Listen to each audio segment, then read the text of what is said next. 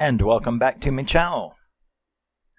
Unless you're new here, and just welcome. My name is Rusty, and this is my channel where I talk about my favorite movies, mostly horror, and my favorite music, mostly metal, and we are going to finish up my foray into the wasteland of post-apocalyptic whatever, and we're going to finish up with one of my favorite movies of all time, and that is 2009's The Road.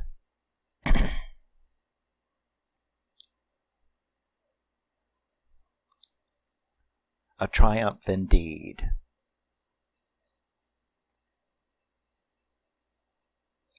Now, The Road was released in 2009. It's directed by John Hillcoat. It was written by Joe Penhall and stars Viggo Mortensen, Charlize Theron, and Kodi Smit-McPhee.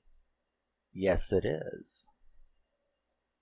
I'm going to be hoarse now from all the laughing from the last video.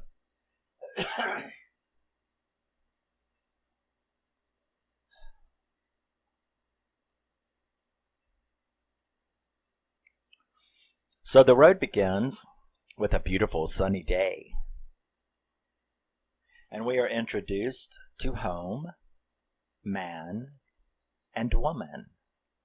They literally don't have any names in this movie. So it's in the middle of the night. It's Viggo and Charlize, of course. And in the middle of the night, she is very, very pregnant, like any day now, kind of pregnant. It's in the middle of the night, and he wakes up to this blinding flash, and he sees fires everywhere and things like that. And he jumps up and he runs in there and fills up the bathtub with water. She doesn't know what's going on. And all of a sudden, he wakes up, and we see that that was a memory. So he wakes up with his son looking very, very different, and looks out over a wasteland. And then you hear sort of like an over narration about 1:17 a.m. His time, of course, but 1:17 a.m. on the clock is when the world stopped, with a bright light and some low concussions, and that's when the world stopped. So it had been growing colder. Cannibalism is now the great fear, and they are trying to get to the coast. I tried to kind of reason that out, why somebody would be trying to get to the coast, but that's their plan anyway. That's his plan anyway. So always try to stay ahead of the fires, and we see them checking an abandoned barn, him and his son, where we see a family that had all hung themselves. It was a child, and both parents were hanging in the barn. We see him talk about the 2 bullets that he has left in his gun, one for him and one for the kid. He's very open about to the boy about this kind of stuff, and he has even taught him how to commit suicide, which was, those are really hard scenes to watch, someone talking so frank about that kind of stuff. But we flash back to when her water broke and she gave birth, which was after the calamity. It's at this point that he hears an automobile coming, and it turns out to be a cannibal gang, and that's a very cool scene. They hide in the woods, but a guy comes out there to take a leak and sees them. That's a very stressful scene. He holds the gun on him, don't turn around, don't look at them, and stuff like that. Don't look at my son, and the guy tries to talk him into coming to the truck. He, of course, it all goes wrong, and he ends up shooting him. They do hear it, though, and they come running after them, so there's a big chase.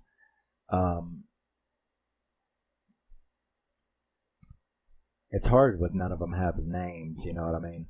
But they run, there's a chase close, but they get away.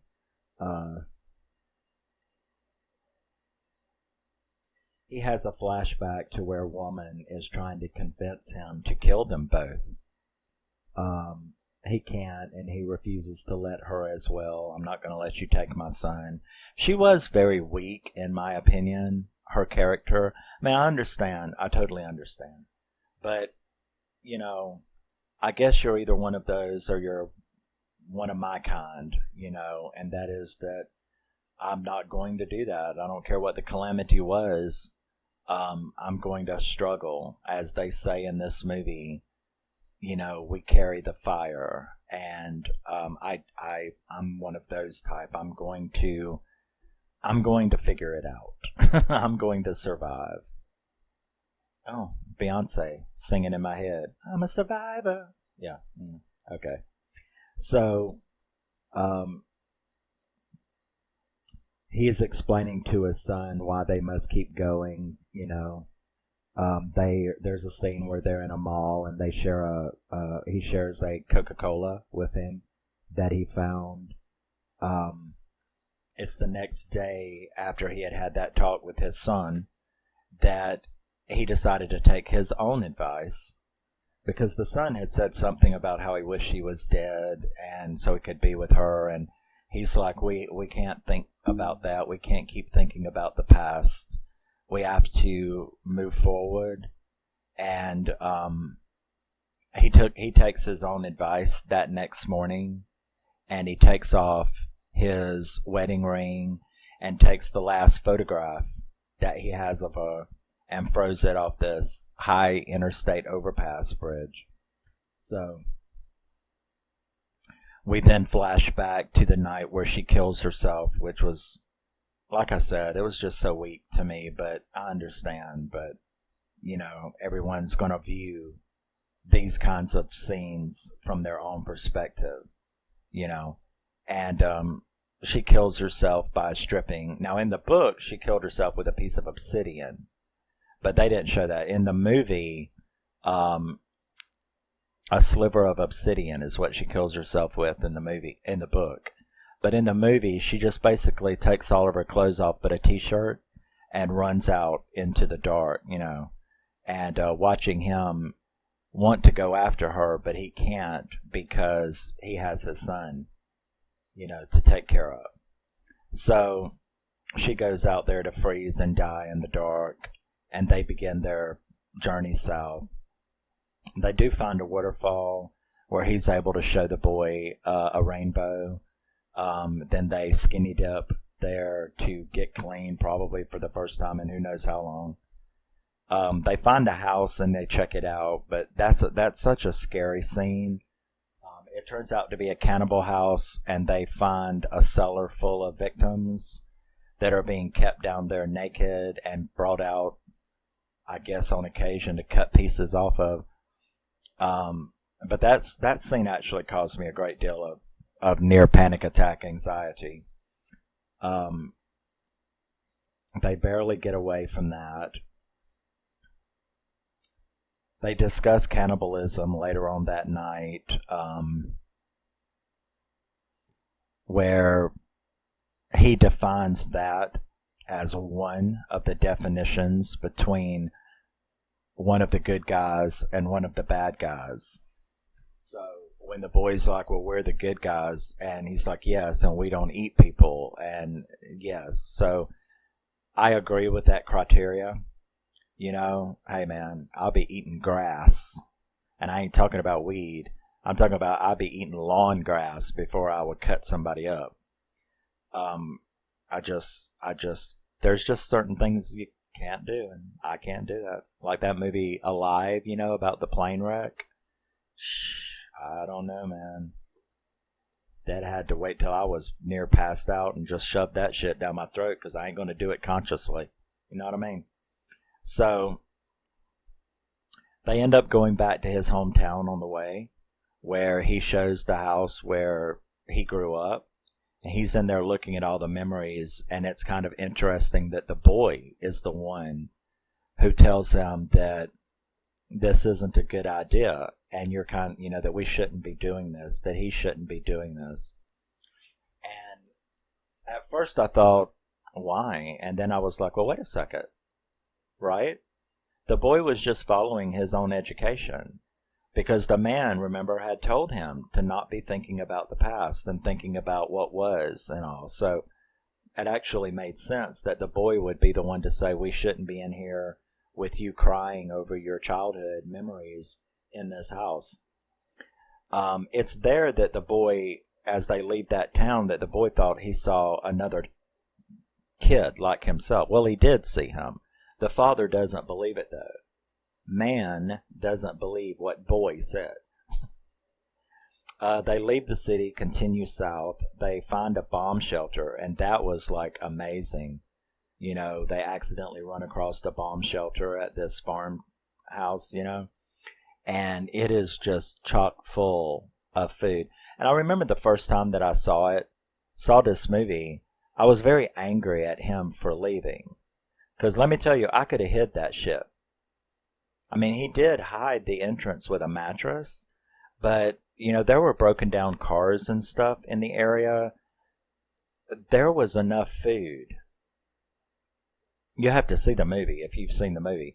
You know, there was enough food in there to last several years, literally several years of fruit cocktail and Spam and Cheetos and drink and rice and beans. And I mean, you could have literally, I guarantee you could have lived off that. I could have lived off that for 5 years, no doubt. And I used to be, I think that was one of the things that I searched Google on the first time that I saw this. I'm like, what the fuck did he leave that for? I mean, his child, you know, I mean, you've got food here to last, because I could think of many ways to camouflage this place. And then I read where someone said, don't you know he was sick? And I'm like, oh, yeah, that's true. See, that was his whole point. He knows he's sick, and he knows he's dying, probably from bronchitis or COPD or whatever, but he's sick and he's getting sicker. And we'll discuss theories later. But he's sick and he's getting sicker, so he knew he couldn't just leave the boy there. He had to get the boy somewhere safer, hopefully that he could find someone to take care of the boy. I don't really think he knew what he was going towards. It was just going towards hope, hoping that they would probably run across someone to help or some kind of future. But I remember being very angry about him leaving that bunker the first time that I ever saw it. They eat, sleep, happy for the first time in years, take baths in the house where there's propane, so they heat up water. But the man fears that they will be found, knows that he is getting sick, and that he must get to the coast, so they leave. They meet an old man on the way, which is Robert Duvall. And his scene makes me cry. You know, that was just such a sad scene. This is one of the saddest movies you're ever going to watch, is this movie. He tells his sad story. They end up giving him a little food, and then they leave, you know. They're 100 miles from the coast now. They watch a cannibal gang kill a woman and her kid. An earthquake basically saves them and allows them to get away. The man can tell he is getting sicker. When they do finally make it to the coast, they stay on the beach. The man swims out to a ship that's like grounded, you know. And while he's out there, a guy comes up, and that's a very powerfully sad scene too. The guy comes up and like takes their shit. And the boy's asleep, but he doesn't hurt the boy. He doesn't keep, you know. So when the man comes out, all their stuff is gone. He grabs the boy, and they start running down the road because he knows he can catch him. They go looking for the thief, and they find him. And at first, of course, you're as angry as they are, or as he is. But then, you know, he makes him strip naked and leaves him standing there. And the boy is just furious about this kind of behavior and tells him that, you said we were the good guys. It's a lot of psychological stuff in this movie that I love. But you said that we were the good guys, but you can't even tell the difference now. He was just scared. He was just hungry. He got caught. You've humiliated him. Give him his clothes back and give him a couple cans of food. Come on. If you're a good guy, you have to stay good. Otherwise, you become a former good guy, and you're not a good guy anymore. So I really knew where the boy was coming from. Eventually, he does talk him into leaving some food and giving the man his clothes back. The boy takes it back and calls out his name, or calls for him. And he never shows up, so he leaves it laying in the road. I prefer to assume that the man heard him. It was just a few minutes, so he's right there somewhere.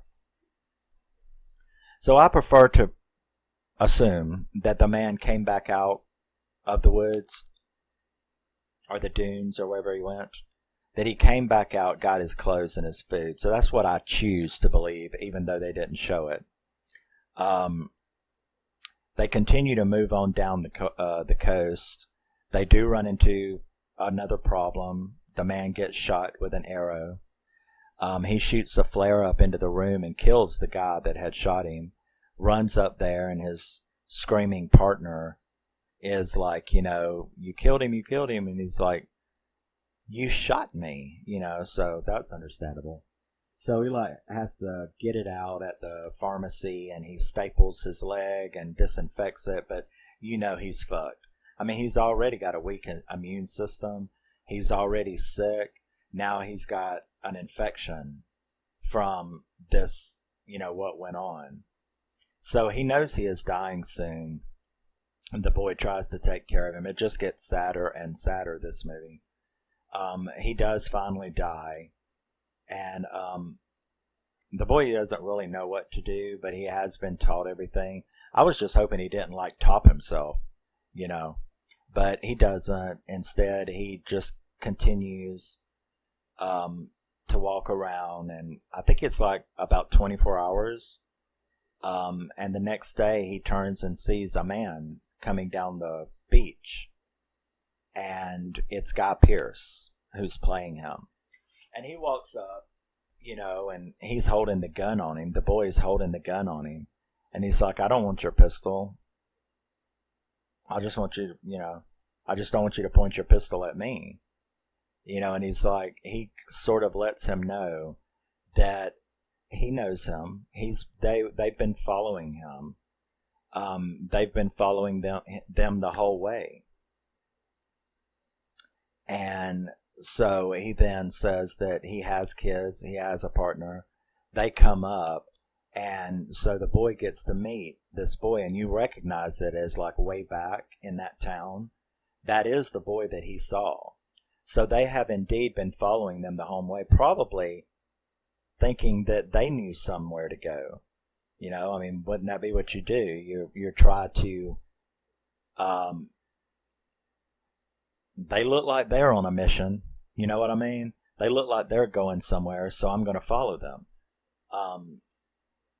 So that's understandable.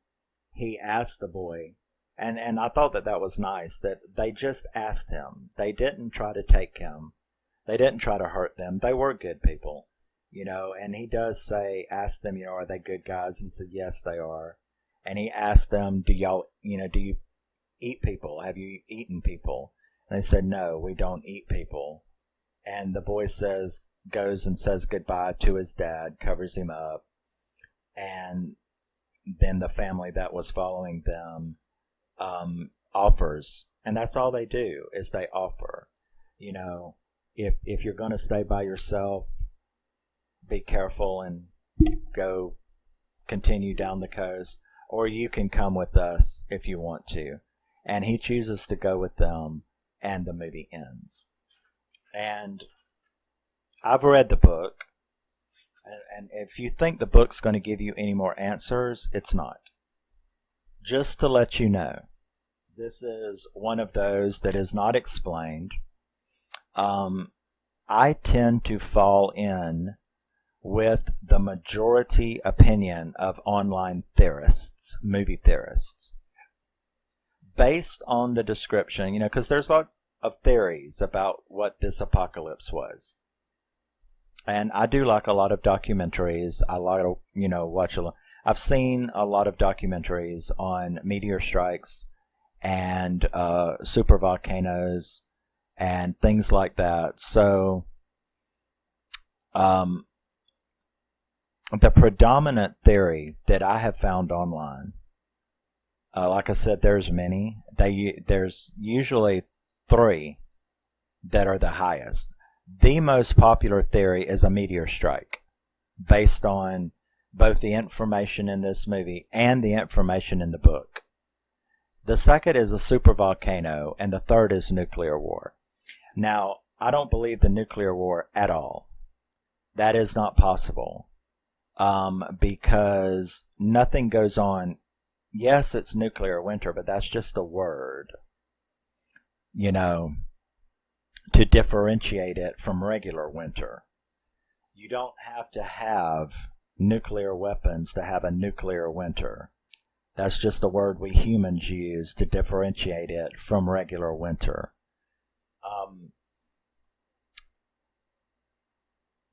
There is very good reason for there being very little to no animals.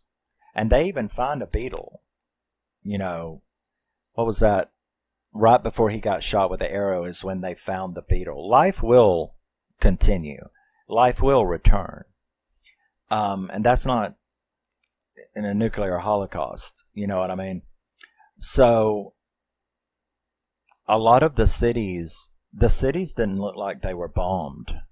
There's your first clue right there. You will not see any city in this movie that looks like it had been bombed. And they've walked all the way down the country. Everything points to a meteor strike. Just like he said. There was one flash of light and then a bunch of low concussions at 1:14 a.m. in the morning. Then there was nothing. The world stopped.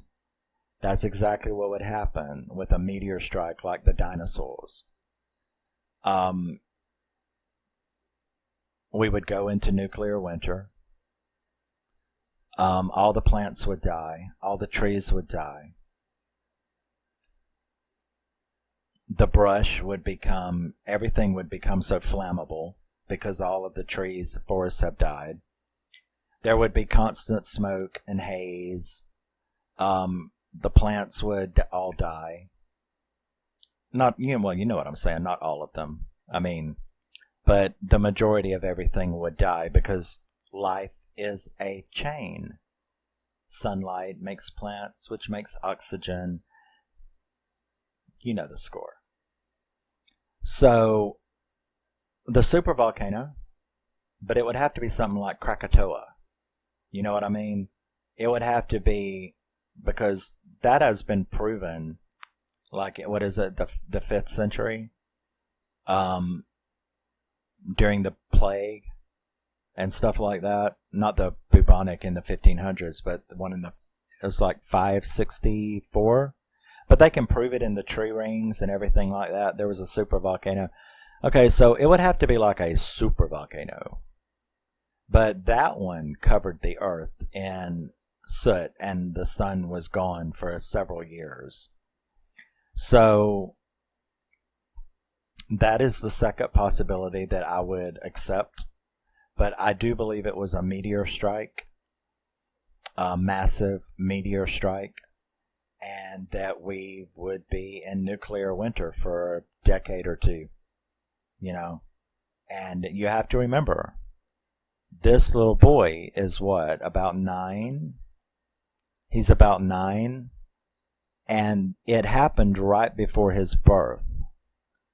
So you're talking about 8-9 years have already went by, and things are still overcast and hazy.